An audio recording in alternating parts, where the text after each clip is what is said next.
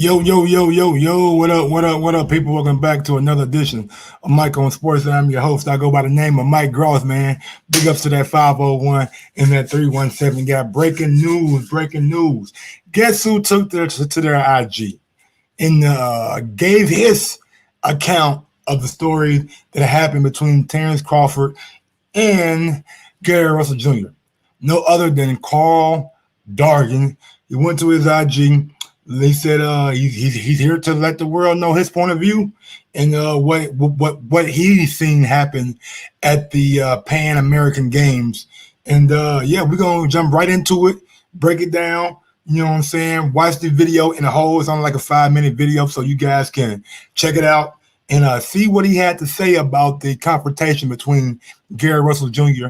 and Terence Crawford. Without further ado, man, y'all know my name. Y'all know how I get down, and y'all know what I'm about. With that being said, yo, Mike, drop that beat on him. Yes, sir.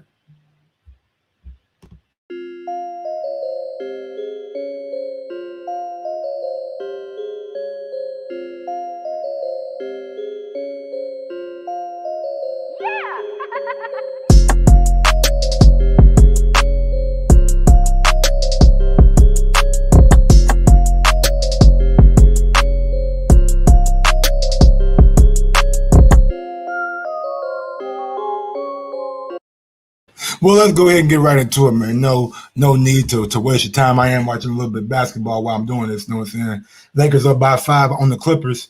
We got to get these motherfuckers up out of here tonight. Yes, sir. Laker fan out to this day. You guys see it, Karl Dargan right there. Let me excuse me. Let me make this a little bit bigger. There we go. And let's get into it, man. Without further ado, man, I'm a be quiet. I'm gonna shut the fuck up and let Karl Dargan tell you what happened. Yo, what up? This is Karl Dargan here to address the Gary Russell and Terence Crawford altercation. It was the Pan Am Camp 2007. We just made the Pan Am team, and it was the first camp we had before we were going to Brazil. And what happened was me and Bud were sharing a room, and the first day of sparring is always the hardest. So I was just wanted to cruise through it. So I wasn't really doing too much. So long story short, we sparred. It was competitive or whatever. All my sparring are always competitive, you know, especially with elite athletes. All our sparring are competitive. So long story short, you know, I heard that Bud had called his coaches or whatever and told them that I was easy work or whatever. I heard it through the grapevine. You know, so long story short, I asked G. I'm like, G, did you hear that? He was like, yeah, I heard the same thing. So I'm like, all right, I said, I'm going to turn it up on him. Next time we spar, I'm going to turn it up. So the next time we sparred was like 2 days later. So me and Bud sharing a room. So we in a room about to go to sparring. So we talking shit to each other, you know, competitiveness with each other. We talking shit. So I'm like, you know what? I'm going to turn it up on you today. We get in the ring, we boxing. But it got so heated. Like in between rounds, we weren't even going to our corners for sparring. We weren't even going to our corners, listening to the coaches. So once the coaches got a whiff on it, you know, they was like, yo, these dudes is really fighting. So we in the ring going back and forth. I'm swimming without getting wet. You know what I mean? Talking shit. And Coach Dan seen how serious we were with each other. And he just basically like, yo, stop. That's it. He stopped the sparring session. You know, we wasn't doing computer scoring. That's sparring session. You feel me? But they stopped it because we were too like serious with each other. So when they stopped it, you know, Doug out the ring. I'm still in the ring, and he walking over there to where everybody at, where the rest of the team at. So I'm on the tip like, man, fuck out of here, nigga. Ain't want nobody running. He was like, kept saying I was running. I'm like, ain't nobody running, nigga. I'm swimming without getting wet. That's what it's called. Hitting, I get hit. You know what I mean? I said, nigga, your defense is basically going to keep you around. So he over there talking to G. So I turn back around. I get out the ring on the other side of the gym. I'm going to get my gloves taken off. And I hear them going back and forth. And I hear Bud say, yeah, Mark Davis was, you know what I mean, be getting in your ass. You know, and then Newt, Rossi Warren was there. He was like, oh, hey, Bud, come on. Don't put Mark in it. That's between y'all. Whatever. And then, like, a couple seconds later, all I hear is, oh, I turn around, and, like, they holding motherfucking, they trying to grab Terence or whatever, because he's trying to get loose, or whatever, because apparently he just got sucker punched. So I didn't actually see it, you feel me, but I heard everybody say, oh, and I turned around, you know, it was basically a big altercation, everybody breaking things up and shit. I didn't actually see the sucker punch, you know, but before the camp, when we was at the qualifiers, they had Terrence that got into an altercation with one of the guys from Puerto Rico, and they was fighting they were fighting in the stands, and they told Bud, "Yo, if you get in trouble again, they gonna kick you. They gonna send you home." So that incident happened, and they wound up. The coaches had a meeting, and they wound up sending him home. You know, but that's the part of the story that I remember. You know, I wasn't.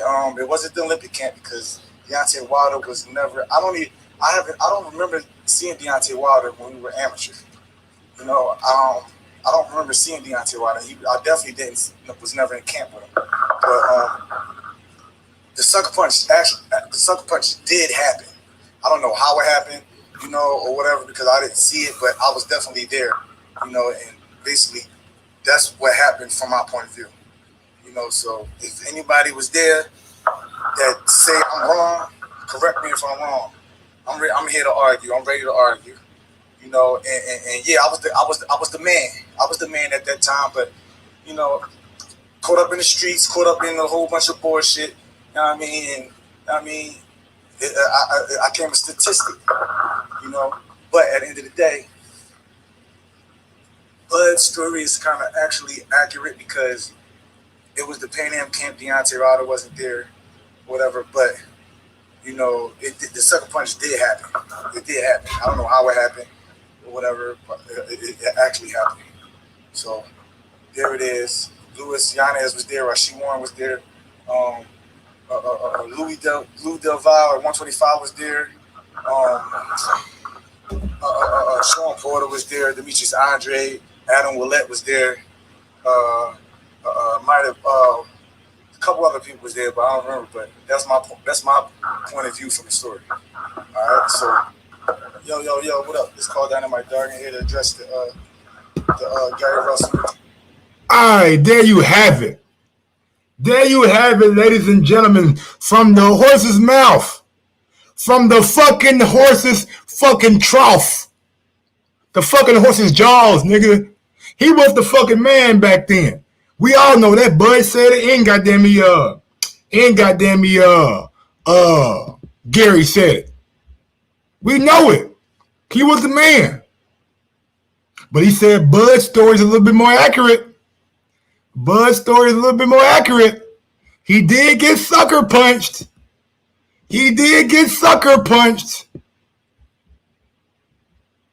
I'm not here to argue. I wasn't there. Me personally, Michael Gross, I was not there. But Karl Dargan, who was there, gave you this first hand account on what really went down. Yes, sir. It gave you the first hand account on what really went down. And we ain't done yet. No, we ain't done by a motherfucking mile. We got another witness who was there. We got another nigga who was there, who was a witness to it. And we're going to play that video too. Let's get down to the bottom of this shit.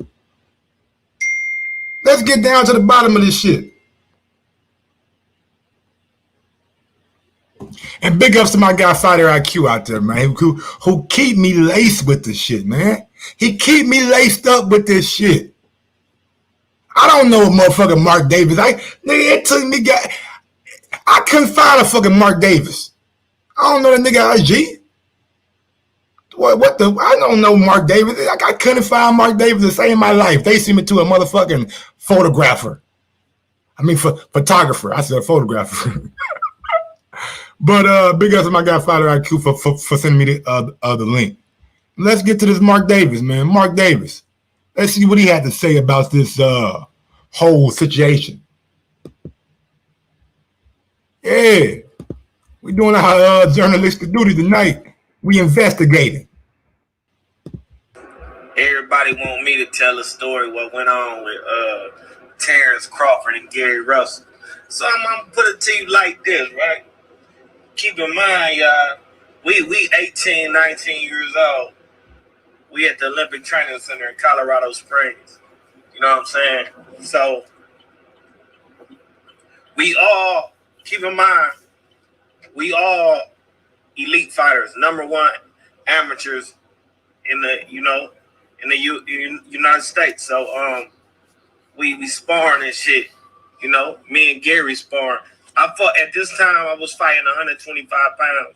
Gary Russell was fighting 119 pounds. Rashid Warren, he was fighting 112 pounds. So how they'll do it is that Rashid Warren had to spar with me and Gary Russell. He couldn't spar with the 106 pound or the 112 pound.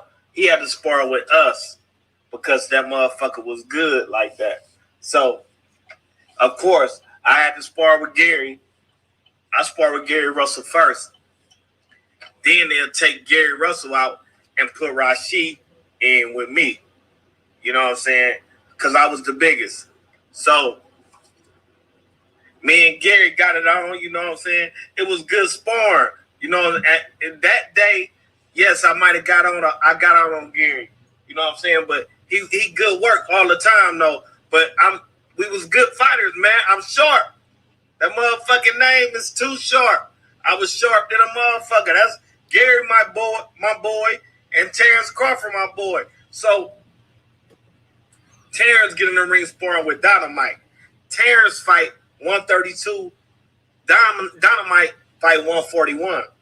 Man, Dynamite, one of the sharpest amateurs I'd have ever seen, though.